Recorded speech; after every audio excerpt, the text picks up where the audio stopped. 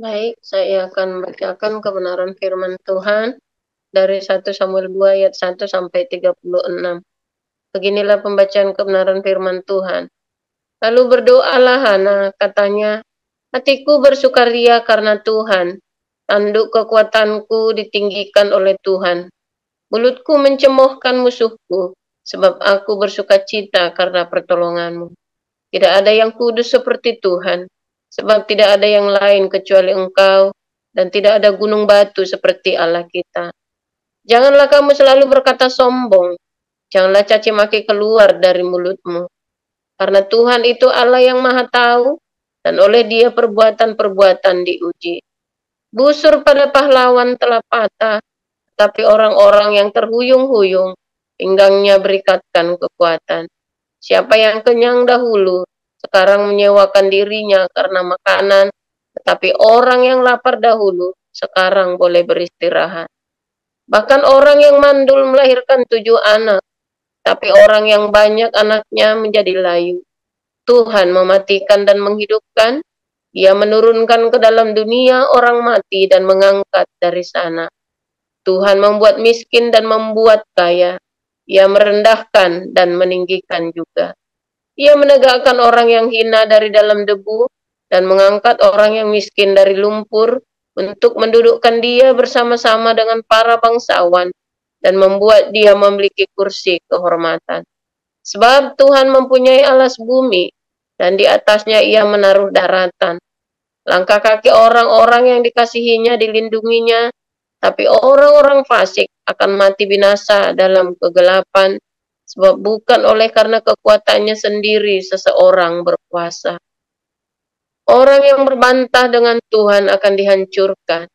Atas mereka Ia mengguntur di langit. Tuhan mengadili bumi sampai ke ujung-ujungnya.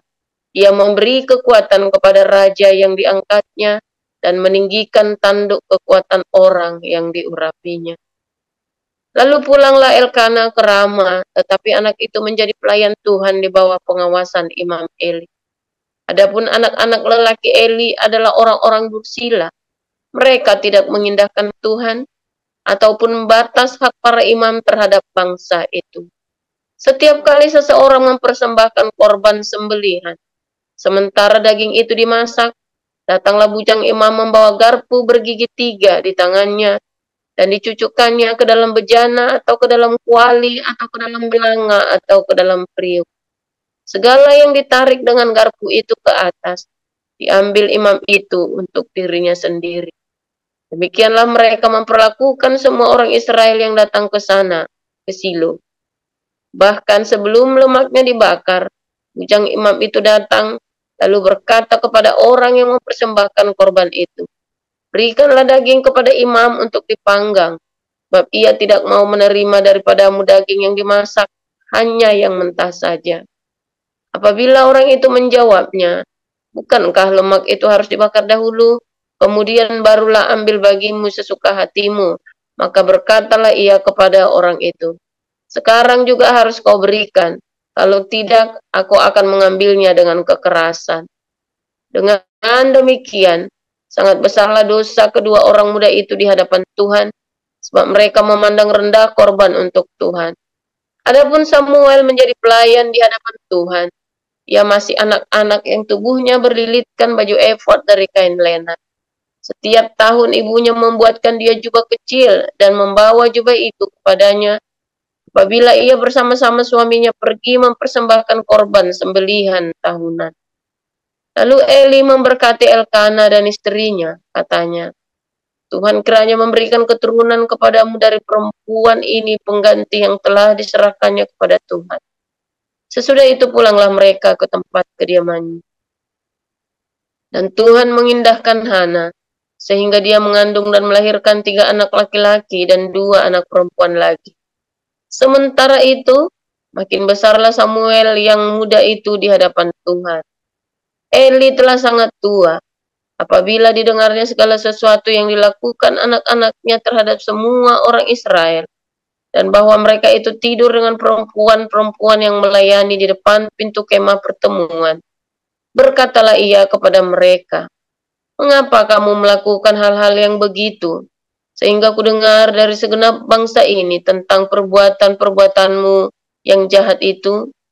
Janganlah begitu, anak-anakku. Bukan kabar baik yang kudengar itu bahwa kamu menyebabkan umat Tuhan melakukan pelanggaran. Jika seseorang berdosa terhadap seorang yang lain, maka Allah yang akan mengadili.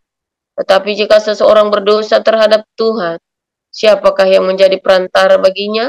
Tetapi tidaklah didengarkan mereka perkataan ayahnya itu, sebab Tuhan hendak mematikan mereka. Tapi Samuel yang muda itu semakin besar dan semakin disukai, baik di hadapan Tuhan maupun di hadapan manusia. Seorang abdi Allah datang kepada Eli dan berkata kepadanya, "Beginilah firman Tuhan, bukankah dengan nyata aku menyatakan diriku kepada nenek moyangmu, ketika mereka masih di Mesir dan takluk kepada keturunan Firaun, dan aku telah memilihnya dari segala suku Israel menjadi imam bagiku, supaya ia mempersembahkan korban di atas mezbahku, membakar ukupan dan memakai baju efod di hadapanku. Pada kaummu telah kuserahkan segala korban api-apian orang Israel.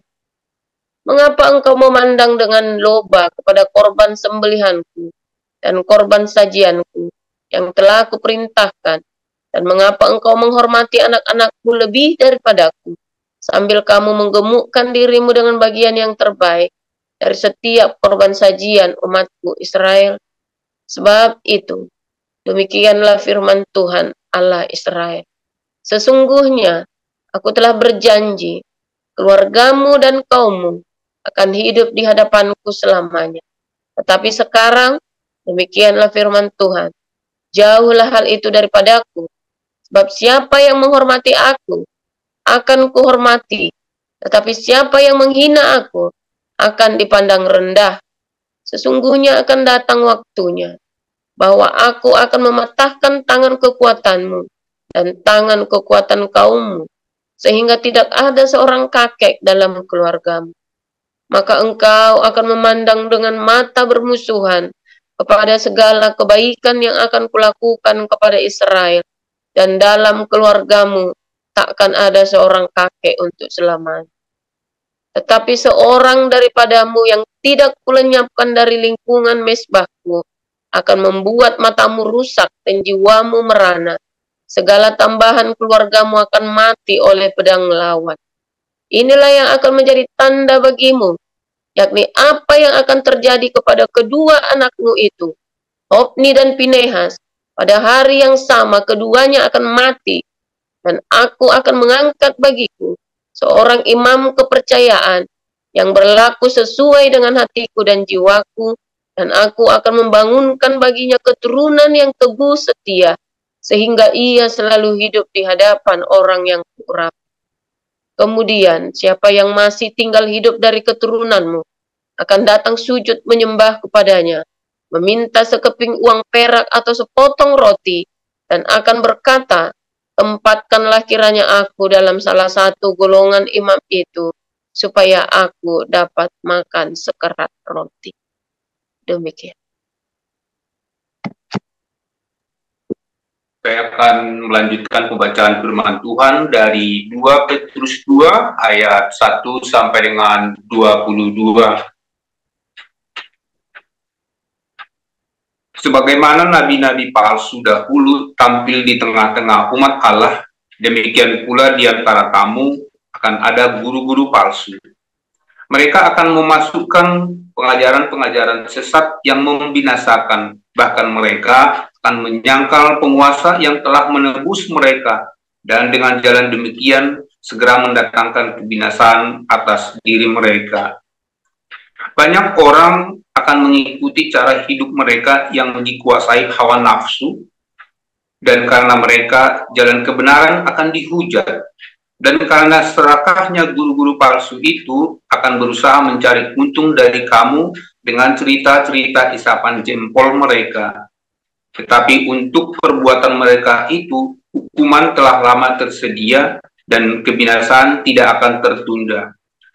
Sebab jikalau Allah tidak menyayangkan malaikat-malaikat yang berbuat dosa, tetapi melemparkan mereka ke dalam neraka, dan dengan demikian menyerahkannya ke dalam gua-gua yang gelap, untuk menyimpan mereka sampai hari penghakiman.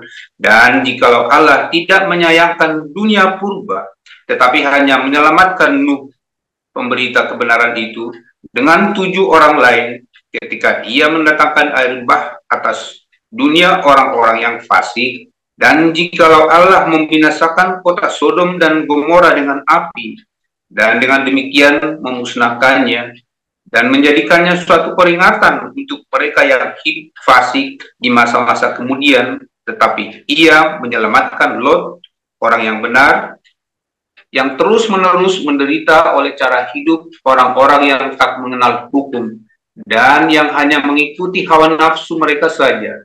Sebab orang benar ini tinggal di tengah-tengah mereka dan setiap hari melihat dan mendengar perbuatan-perbuatan mereka yang jahat itu, sehingga jiwanya yang benar itu tersiksa. Maka nyata bahwa Tuhan tahu menyelamatkan orang-orang saleh dari percobaan dan tahu menyimpan orang-orang jahat untuk disiksa pada hari penghakiman, terutama mereka yang menuruti hawa nafsunya karena ingin mencemarkan diri dan yang menghina pemerintahan Allah. Mereka begitu berani dan angkuh sehingga tidak segan-segan menghujat kemudian, padahal malaikat-malaikat sendiri yang sekalipun lebih kuat dan lebih berkuasa daripada mereka tidak memakai kata-kata hujat. Kalau malaikat-malaikat menuntut hukuman atas mereka di hadapan Allah, tetapi mereka itu sama dengan hewan yang tidak berakal, sama dengan binatang yang hanya dilahirkan untuk ditangkap dan dimusnahkan.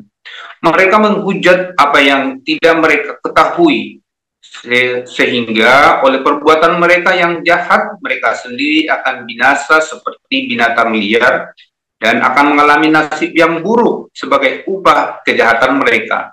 Berfoya-foya pada siang hari mereka anggap kenikmatan. Mereka adalah kotoran dan noda yang mabuk dalam hawa nafsu mereka. Kalau mereka duduk makan minum bersama-sama dengan kamu, mata mereka penuh nafsu zina dan mereka tidak pernah jemu berbuat dosa. Mereka memikat orang-orang yang lemah. Hati mereka telah terlatih dalam keserakahan. Mereka adalah orang-orang yang terkutuk. Oleh karena mereka telah meninggalkan jalan yang benar, maka tersesatlah mereka, lalu mengikuti jalan Bileam, anak Beor, yang suka menerima upah untuk perbuatan-perbuatan yang jahat. Tetapi Bileam beroleh peringatan keras untuk kejahatannya, sebab keledai beban yang bisu berbicara dengan suara manusia dan mencegah kebebalan nabi itu. Guru-guru palsu itu adalah seperti mata air yang kering, seperti kabut yang dihalaukan taufan bagi mereka yang telah tersedia tempat ke dalam kegelapan yang paling dahsyat. Sebab mereka mengucapkan kata-kata congkak dan hampa dan mempergunakan hawa nafsu cabul untuk memikat orang-orang yang baru saja melepaskan diri dan mereka yang hidup dalam kesesatan. Mereka menjanjikan kemerdekaan kepada orang lain, padahal mereka sendiri adalah hamba-hamba kebinasaan. Karena siapa yang dikalahkan orang, ia adalah hamba orang itu. Sebab jika mereka, oleh pengenalan mereka akan Tuhan dan Juru Selamat kita, Yesus Kristus, telah melepaskan diri dari kecemaran-kecemaran dunia, tetapi terlibat lagi di dalamnya, maka akhirnya keadaan mereka lebih buruk daripada yang semula. Karena itu, bagi mereka adalah lebih baik jika mereka tidak pernah mengenal jalan kebenaran daripada mengenalnya, tetapi kemudian berbalik dari perintah kudus yang disampaikan kepada mereka. Bagi mereka, cocok apa yang dikatakan peribahasa yang benar ini. Anjing kembali lagi ke muntahnya, dan babi yang mandi kembali lagi ke kubangnya. Demikianlah firman Allah. Amin untuk firman Tuhan. Terima kasih para lektor, Ibu Sarma dan Pak Mulia, serta Ibu Juna Herawati. Selanjutnya kita akan dengar renungan firman Tuhan hari ini dengan judul Pendeta Hedon. Silakan, Pastor Joseph Poljang. Haleluya, luar biasa firman Tuhan selalu setiap hari, ya. Kalau kita menanti-nantikan Tuhan dengan sungguh hati, dengan penuh cinta, dengan hati yang penuh dengan kesederhanaan, ya. Kalau hatimu pengennya muluk-muluk ya nggak dapat. Itulah yang muluk-muluk itu ya, salah satunya menghalangi jawaban doamu. Atau itu sudah di depan mata, kamu nggak mau karena kamu pengennya muluk-muluk. Padahal step by step itu penting. Ya, saudara, saya waktu kecil miskin, saya sering cerita ya. Miskin sekali, miskin. Namanya miskin apa sih? Besok mau makan tuh bingung makan apa besok. Ya, kita ngalami. Lalu, ya kita semua hidup di dalam sangat-sangat simpel, sederhana. Ya kita jarang sekali beli pakaian baru, jarang ya. Ya bekas dari saudara-saudara kita ya. Kecuali sepupu kita, saudara kita, ya om tante saya yang ngasih pakaian baru Natal misalnya, ya itu baru kita punya pakaian baru tuh ya. Nah, kemudian ya sesekali ya, tapi dalam berapa tahun ya baru kami beli pakaian baru. Pakaian seragam sekolah pun kita seragam bekas ya, bekas lungsuran dari mana-mana. Jadi sudah biasa ya saudara ya dengan kemiskinan. Tetapi ya kami berjemaat di gereja ya Pentakosta karismatik yang kalau khotbahnya pendeta itu ya datang pasti, wah saya baru diberkati Tuhan, punya dikasih mobil baru, wah Tuhan berkati saya dikasih rumah baru gedong, wah saya baru pulang dari Amerika, saya baru pulang dari Israel. Nah itu khotbahnya begitu terus saudara. Saya nggak tahu seberapa banyak itu mempengaruhi kehidupan kalian khotbah-khotbah seperti itu, tapi itu sangat berpengaruh sama saya. Saya pernah cerita ya, kenapa? Saya kalau dari kecil, umur 10 tahun ya, ditanya, kenapa nanti besarnya mau jadi apa? Mau jadi pendeta. Orang miskin loh, saya miskin loh saudara ya. Jadi kalau ditanya, mau besarnya mau jadi pendeta. Kenapa? Karena pendeta-pendeta itu palente-palente. Ya, waduh. Limis rambutnya, ya saudara ya, sepatunya mengkilap, tato kulit, sabuknya, sabuk kulit, jasnya klimis, necis saudara ya. Wah, pokoknya luar biasa ya. Mobilnya begitu parkir, pendetanya mobilnya pakai sedan, nggak tahu merek apa, saya nggak ngerti merek dulu ya. Wah, mobilnya pendetanya pakai sedan, ya. Terus istrinya, pokoknya yang jambul-jambul, wangi segala macam ya. Terus itu keluar tuh nanti ada mobil lain pengawalnya banyak ya. Wah, saya kepengen kayak gitu saudara ya. Apalagi ceritanya saya baru pulang dari Israel, dari Amerika, dari Eropa, pulang dari mana-mana. Nah, saya di penjara, saudara, penjara, di warna kota kecil sekali saudara ya. Di peta nggak ada. Aduh, kasihan deh. Jadi kalau tanya besarnya mau jadi apa, saya ngelihat pengusaha. Bapak saya bolak-balik bangkrut. Saya ngelihat orang jadi karir. Ya, jadi bank. Kok kayaknya pendetanya lebih suki, lebih klimis. Jadi kalau saya tanya mau jadi pendeta, buat jadi hamba Tuhan. Saya dulu nggak menyadari, saudara ya. Itu bawah sadar saya. Saya baru tahu itu ya setelah saya kemudian masuk dalam dunia kerja nyata ya. 2010, 2000, tahun 2000 sampai 2010 saya tuh benar-benar masuk dalam realita kehidupan. Dan Tuhan murnikan hati saya. Sehingga sekarang kenapa pengen jadi hamba Tuhan? Mencangkul aku tak mampu, mengemis aku malu, saudara ya. Jadi saya jadi hamba Tuhan, nah, Tuhan suruh, ya sudah. Pengennya kerja lainnya. Tetapi ya udah, adanya ini, ya sudah kerjanya ini aja. Ya. Tetapi Tuhan ajari saya satu hal. Satu hal yang amat sangat remah, begitu remah dalam hidup saya sebagai seorang hamba Tuhan hari ini. Yaitu hidup sederhana, bersahaja, saudara ya. Jauh dari semua kemewahan-kemewahan tersebut. Saudara ya, bahkan beberapa orang menawarkan kemewahan-kemewahan, saya tolak. Oh, bukan sombong, bukan. Bukan sombong, bukannya sok menolak, saudara ya. Ada orang nawarin, Pak, jalan-jalan pakai Star Cruise ya, Pak. Sama istri berdua. Nanti kita bayarin. Saya bilang, waktu kemarin, enggak lah. Bukan sombong, saudara, bukan. Lalu sekarang kalau Anda tahu saya jalan-jalan pakai Star Cruise, Anda mau nyumbang lagi nggak sama saya? Kamu aja belum pernah naik Star Cruise. Lalu kamu lihat saya pendetanya naik Star Cruise, mau nyumbang lagi nggak, donasi lagi nggak? Ya enggak lah, dan goblok kamu kalau nyumbang. Goblok. Kamu aja nggak pernah naik Star Cruise, saya naik Star Cruise, lalu kamu nyumbang lagi. Goblok kamu, saudara. Itu ya. Kamu disuruh nyumbang pendeta-pendeta yang hidupnya mewah, yang tasnya harganya 30 juta. Oh haleluya, kita mau beli pesawat jet pribadi. Kamu naik pesawat dari Jakarta Semarang aja belum pernah. Mau nyumbang pendeta beli jet pribadi. Goblok kamu. Goblok lah, saudara.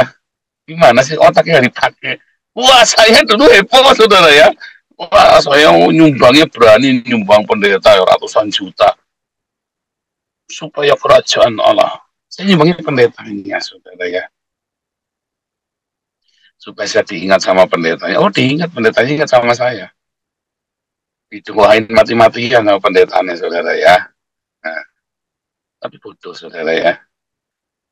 Saudara, mengapa ada keinginan siapa di sini kalau kamu punya uang banyak, coba kamu bayangin kalau hari ini ya kamu punya uang 1 miliar, itu uangmu sendiri, bukan utang, bukan uang buat dagang, tapi uangmu sendiri punya itu uangmu 1 miliar. Dalam pikiranmu kamu pengen ngapain, saudara?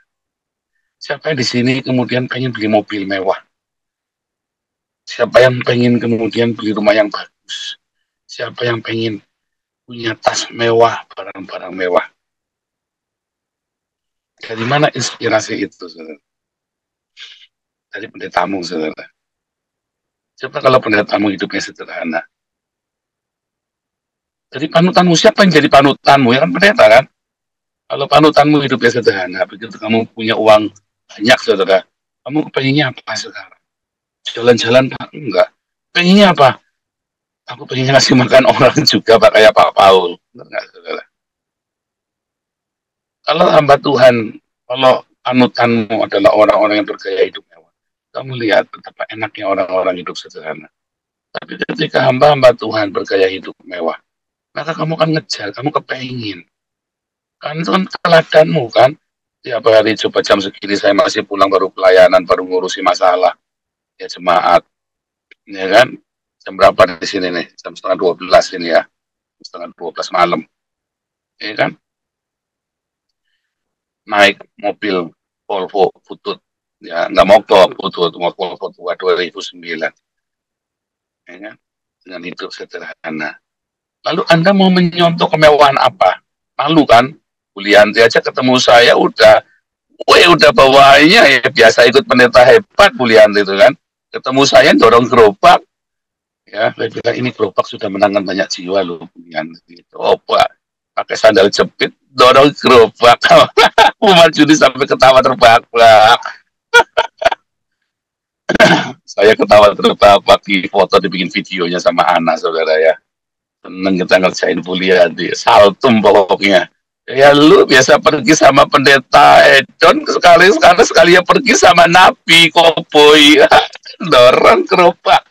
Ya kan, pakainya mobil rental, gerobak, pakai gerobak. Mumet ndase.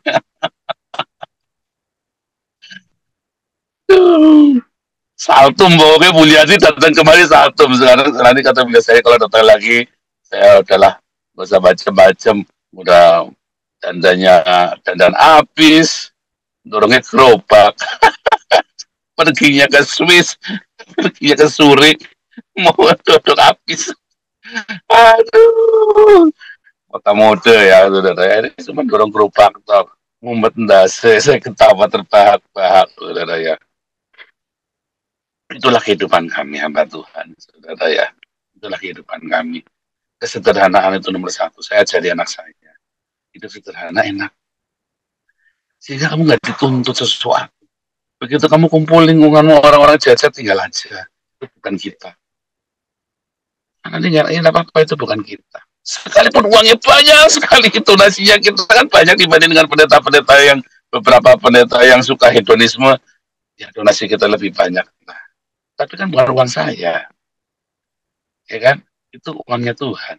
Saya mau nyentuh aja, mau minta cover aja, wah, ya nggak bisa sembarang bendahara kita galak, nggak boleh. Ya saya juga tahu nggak boleh sembarangan. Tolong bikin ini, tolong. Oh nanti dulu, harus lapor jelas dulu, ini harus begitu. Oh iya, memang harus begitu. Karena itu bukan uang saya, itu uang Tuhan. Sekalipun pelayan, oh tetap nggak boleh, harus jelas buat apa ini, mana uangnya, pertanggungjawabannya mana, harus jelas. Oh iya nih lampu anggernya diganti lampu sepeda katanya Andreas. Dulu lampu anggernya rusak. Aduh, mati. Gara-gara diinjak sama pastif itu ya. Apelnya mati. Akhirnya dalamnya pakai lampu sepeda saudara ya. Kita akalin pakai lampu sepeda kelip-kelip. Masih Andreas dikakalin. Aduh, luar biasa. Haleluya saudara ya. Tapi indah saudara pelayanan begitu, karena kami hidupnya di level itu, maka kita ketemunya orang-orang level itu, dan banyak sekali orang-orang level itu saudara ya, orang level-level yang sederhana, dan kita ketemu dengan orang-orang sederhana, mungkin orang nggak kagum sama saya, tapi kita punya banyak teman yang bantuin ya saudara ya, ya karena kita hidup di sana, dan itu enak, hidup seperti itu berkat saudara ya, dibanding kita tiap hari cuma ngeliatin orang itu pakai apa, mobilnya bagus. Kita mah sekarang saya ngeliatan, kamu pengen beli itu, ada mobil Porsche nyala kita, mobil pakai Porsche ya, pengen beli itu ya, enggak, saya senang saudara ya, mudah-mudahan anak saya tidak berubah, apalagi kalau dia ini benar-benar mau jadi politikus segala macam, ya kan, semoga hidupnya tidak berubah, kayak hidupnya tersederhana. Kita belajar saudara ya, belajar dari banyak kesalahan dan kegagalan di masa lalu, dan kita belajar hari ini, ternyata hidup sederhana itu enak ya, hidup sederhana itu enak. Saya punya uang 100.000, ya pakainya begini, punya uang 1 juta, ya pakainya begini, ya sederhana saja, nggak usah yang aneh-aneh, dan nggak dituntut, orang lihat saya ya begitu, ya lagi mau ganteng ya pakai dasi, ya terus nggak usah pusing, orang mencibir ngelihat ya nggak apa-apa. Begitu dia tahu pekerjaan kita melongo saudara ya, iya dong ya kan, kita mah pakaian mah bekas semua ya, tapi kalau mereka tahu proyek-proyek yang kita lakukan ya, mereka sampai terkejut-kejut saudara ya, sampai matanya mau keluar, sampai gitu saudara ya, kamu bukan mau pamer, bukan saudara, itu kita bermegah karena pekerjaan Tuhan yang Tuhan percayakan kepada kita, ada buah yang bukan karena kehebatan kita, justru dalam kesederhanaan kita. Asik nggak? Asik. Daripada kamu pakai pakaian mewah segala macam, dipuji, dompetnya kosong, saudara. Mau nolong orang bingung. Sekarang saya kalau menolong orang cuma tinggal telepon sama Pak Yuwono kan. Pak Yuwono, ada nggak kita bisa tolong orang ini nggak? Enak kan? Siapa saja bisa kita tolong. Tinggal telepon Pak Dokter Yuwono. Pak Dokter, ini ada orang ini begini. Ya udah, moga ikutin aturan SOP-nya gimana ini. SOP-nya belum memenuhi, kurang sekian, coba nanti dimeetingkan. Wah gitu saudara ya. Daripada kamu pakai barang mewah, mau nolong orang setengah mati ributnya kan. Menolong orang, kamu sendiri perlu ditolong buat bayar cicilanmu. Biar saudara ya. Orang enak itu hidup sederhana. Tapi banyak sekali orang yang bisa kita tolong. Aku miskin namun memperkaya banyak orang, kata Paulus. Enak saudara. Suatu hari kita akan menuai. Ya, menuai persahabatan, menuai belas kasih, menuai cinta. Kita menuai ya pertemanan, tanpa kita harus tergantung sama orang lain, ya kan? Nggak tergantung loh saudara ya, kita nggak pernah tergantung sama orang. Kita punya uang, karena kita hidup sederhana maka kita punya uang. Tapi kalau kamu hidupnya tidak sederhana, kamu ngarep-ngarep uang, ada hamba Tuhan terkenal, sudah saya nggak sebut namanya. Ya, orang Tuhan ini kalau datang yang dibesukin cuma jemaat-jemaat kaya saja, saudara ya. Udah mau dirasani sama orang-orang ya. Yang dibesukin cuma orang-orang kaya saja. Sehingga kalau ada hamba Tuhan ini datang, mereka buru-buru pada pergi, saudara ya, karena selalu datang dan selalu cerita kesulitannya gini, beginilah, begitulah, segala macam. Kalau nggak ngasih nggak enak, mau ngasih dikit nggak enak, akhirnya mereka milih pergi. Kalau orang datang sama saya mau makan, saya nggak mau gratis, saudara. Begitu saya datang sekeluarga, makan gratisan, orangnya jengkel, sekali, dua kali, tiga kali, sebaik-baiknya orang senangnya gratisan. Tapi karena kami hidupnya sederhana, ya kita mau makan, masa nggak punya duit. Ya kan, kalau kita cicilan nggak punya cicilan, nggak punya kewajiban bayar cicilan mobil, cicilan rumah yang gedong, hidup kita sederhana. Ya, kalau sekedar makan, mau tiap hari makan di restoran ya bisa. Cuman ya sekedar makan ya, sekedar makan maksudnya ya. Tapi kalau mau tiap mau tiap hari makan di restoran, istriku masaknya lebih enak, ya kan. Kecuali kampung dahulu itu memang luar biasa, saudara ya. Masakan Indonesia ya, di kampung dahulu itu luar biasa. Satu lagi saya dapat nemu, saudara ya. Satu lagi itu di Rotterdam itu ya, saudara ya. Namanya restoran Jenny, ya, toko Jenny, enak juga, saudara ya. Itu masakannya sama tuh, kampung dahulu sama Jenny itu di Rotterdam itu ya. Irwan ya, kalau Irwan saya baru nemu tuh, saya lagi ke sana lagi, mau ke sana lagi ini, saudara, lagi cari waktu karena lumayan ya, rada muter sedikit ya, setengah jam, ambil 45 menit, saudara ya. Tetapi saudara, kita membangun pertemanan dengan kesederhanaan ya, orang lihat kita tadi, kita pun nggak ngarep-ngarep, oh jangan-jangan datang meminta sumbangan. Kita miskin namun kita memperkaya banyak orang, dan kita mental yang nggak gratisan. Ya, saudara ya, kita banyak memberkati teman-teman yang bekerja bersama dengan kita berkati. Untuk gratisan, apa-apa mintanya gratisan. Karena apa? Karena hidup kita sederhana. Karena hidup kita sederhana, maka kita bisa selalu memberkati. Bisa memberkati siapapun. Ya. Sehingga apa, saudara? Sehingga kita bisa menjadi, benar-benar menjadi berkat. Bukannya menjadi parasit.